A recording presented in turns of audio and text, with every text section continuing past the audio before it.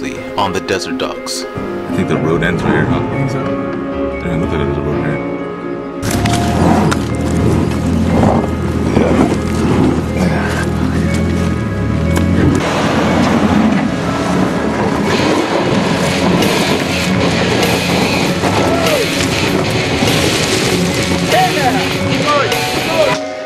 Science, baby. Good job, science. This is at the foot of Beveridge Canyon. Alright, it's raining a little bit right now. Since we were ill-equipped to make this hike, we probably only climbed another half mile. So we're gonna go to Plan B, and we're gonna have to go back to the gas station and gas up. Yes, we've decided to try and attempt Beveridge a second time. After being chewed out for our lack of preparedness on some well-frequented desert forums, I took these criticisms to heart. And to all you critics out there, we came prepared. This time, we got a gas can, an e-tool, military shovel, 5-gallon jug of water, car jack, and some bacon spam. With shorter days, our hiking time was limited, and the weather reports were saying there might be a chance of snow at elevations above Beveridge, which is roughly 5,500 feet. There have been storms here recently. We saw evidence of this in the roads leading up Hunter Mountain. There was a lot of flash floods since May when we were here last. It comes right across these ravines. As we began descending Hunter Mountain into Saline Valley, we ran into a group of motorcyclists who were crossing a shallow creek. San Francisco, you guys like part of a motorcycle club or something? Yeah. Just the friends hanging out? Yep, just chilling. Cool. He called himself Red 6. And for a second, I took him to be a Star Wars fan. Red 3 standing by. Red 6 standing by. To Star Wars fans, Red 6 is the call sign referring to the 6th member of Red Squadron. However, there were only 4 people in this group. They were headed toward Ubehebe Crater, which might be a stretch, but it kind of looks like a part of the Death Star. Unfortunately, in Star Wars, Red 6, a pilot named Jek Tono Porkins, died assaulting the first Death Star. Probably even worse now with this last rain. Oh, that's true. Because this is horrible. The road got washed out and we can't go further than this, so we have to start the hike right here. And where is right here? Basically the very bottom of the freaking hill. We're probably on the bottom. Best place to start. Yeah. To get the most out of this, huh? Yes, so, yeah. As we began the familiar arduous climb, we ran into something unexpected. We were walking up this trail and then Andy apparently found this little green beetle. It's really tiny and you probably wouldn't notice it when you're walking up, but it's from the family Chrysomelody. And that family is actually really diverse. And when I mean diverse, is like completely different. Some of them are round, some of them are long. It's really hard to find distinguishing characteristics in this family. And what's interesting is that, like I said, it's already November, so you probably wouldn't see that many bugs, especially now because it's really cool. You know, maybe bugs are civil folk, so it won't be out when it's cold, when it's raining, anything like that. So we actually got pretty lucky finding this insect along the trail.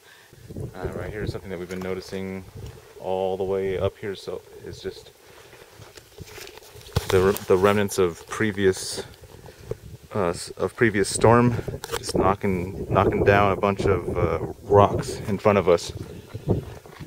Must have been a pretty mean storm.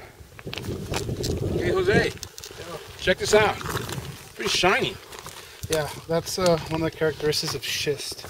So schist is a metamorphic rock. Usually you find it near mountainous areas where you have a granitic intrusion.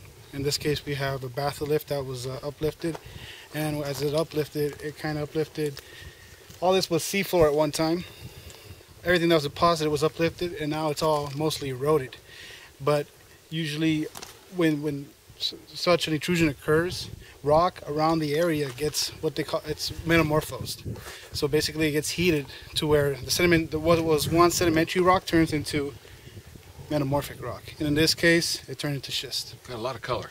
We're walking along the trail and we find something else. And like I said, it's really surprising to find an insect, or in this case, a reptile. We found a rattlesnake. It's really interesting because it's November, so it's cold, and especially now, it's actually pretty cold, and I wouldn't imagine seeing a rattlesnake. Normally they're out to get some warmth from a rock or anything, but these rocks are actually pretty cold, so I don't know why it's out. But what's interesting about this rattlesnake is that it has a missing rattle. So it probably got picked up by either a hawk or coyote or any animal that tends to eat baby rattlesnake, because it is a baby. So the tail is actually an indicator of what species it is. So this one I'm actually debating what it is, because since it doesn't have the rattle, it doesn't have either. Some are distinguished by their black and white bands along the base of the rattle, and this one, because it got cut off, all you see is just black because it's growing back again. When you do see a rattlesnake like this, especially these baby ones, they're actually more dangerous than the adults because they can't control their venom. So an adult will normally, when they bite, they normally give you like a drop of each fang into you. These babies, because they can't control their venom, when they do bite you, all the venom goes into you, so you end up dying much faster than if it was an adult. Finally, we set up camp as we hung out near the snowflake mine overlooking the valley and checking out the constellations above us. I noticed a weird light flying erratically against one of the mountain passes in the distance. Alright, we found this really cool looking UFO. And by UFO we mean unidentified flying object, not flying saucer. Pretty crazy.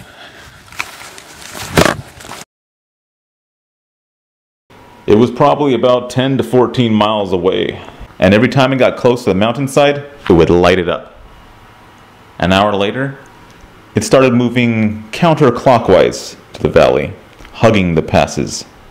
And another hour later, it began moving clockwise over the lake and basically in our general direction. After it passed from view behind the mountainside closest to us, we estimated it would appear again in our canyon in about 10 minutes. Look at that. It did. This really sucks because I would like to get really good footage, but unfortunately I just get darkness. And it's kind of a low light too. Yeah, considering how long it took it to get down. Yeah. Who's got the binoculars? See if you can get a good look at it. Oh, that's true, because it is closer. See, do you see something behind it? Is that still is that a reflection, or is that something being lit up by it? Like a Star Wars hovercraft. It's the scout drones. Yeah, It has, look at it. It has a light that is beaming forward, huh? I can't tell. My night vision isn't the best. That's unfortunate. So I was using the binoculars on this. It was beaming forward. Right. Is it coming towards us? No, it's looking up at us. Yeah, the beam's towards us. Wow, that's freaky. It's getting closer? Yeah, it is. Yeah, if it was a vehicle, you would hear a sound by now. Yeah, I was thinking that. That's way too close. You would definitely hear a sound. Okay, so now it's ridiculously close. See, it does have a beam. Yeah, that beam's moving like crazy. It's like scanning. Oh, yeah, I see it. It's scanning. I see it from here. I wonder what it's looking for. It's coming up the canyon. Okay, so whatever it is, we think it's either on the ground or it's hovering just above the ground. And it's shining a beam forward. And every once in a while it'll do some weird flash thing where it'll be scanning. It looks like it's scanning something. Pretty weird. I see it's going backwards.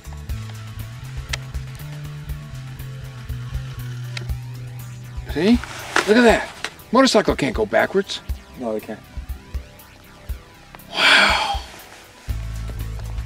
We went to bed, half joking that we were going to get probed in the middle of the night.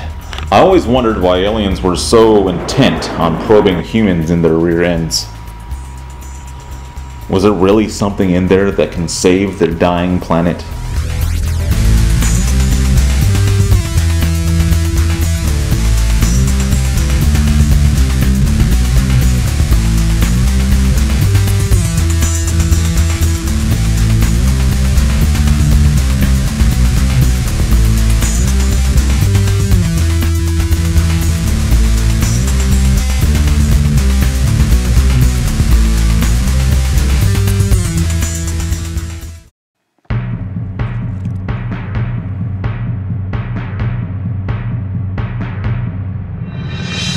These are real men.